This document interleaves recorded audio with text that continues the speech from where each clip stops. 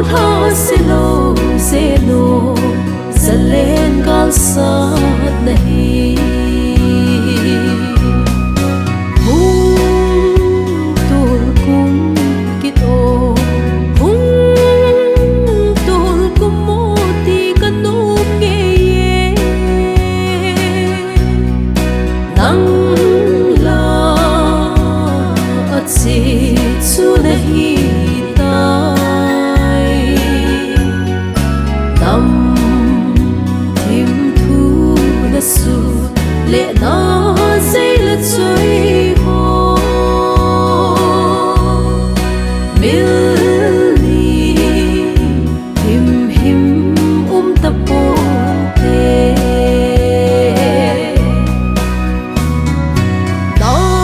Nalen khompi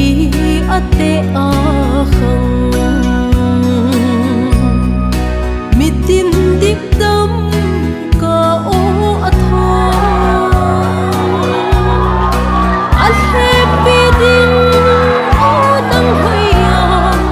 ama cham dan nahi hita Jaila ne min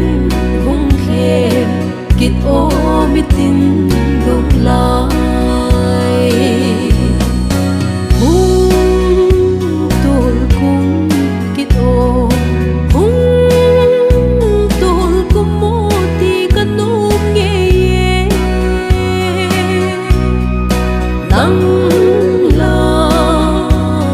achom nahi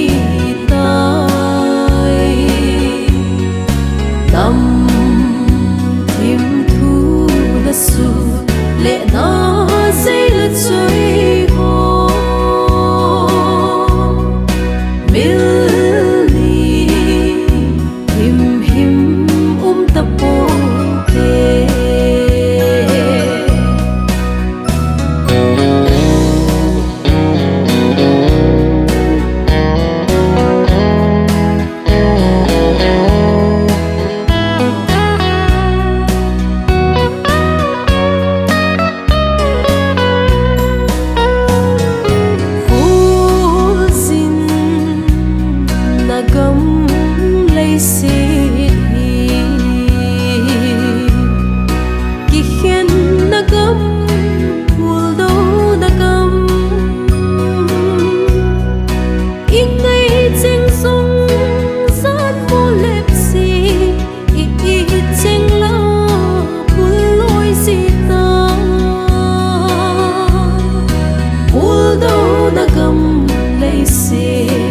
san man abang si hung tolkum kit o hung tolkummo ti kanom ngeije Nangla achom nahi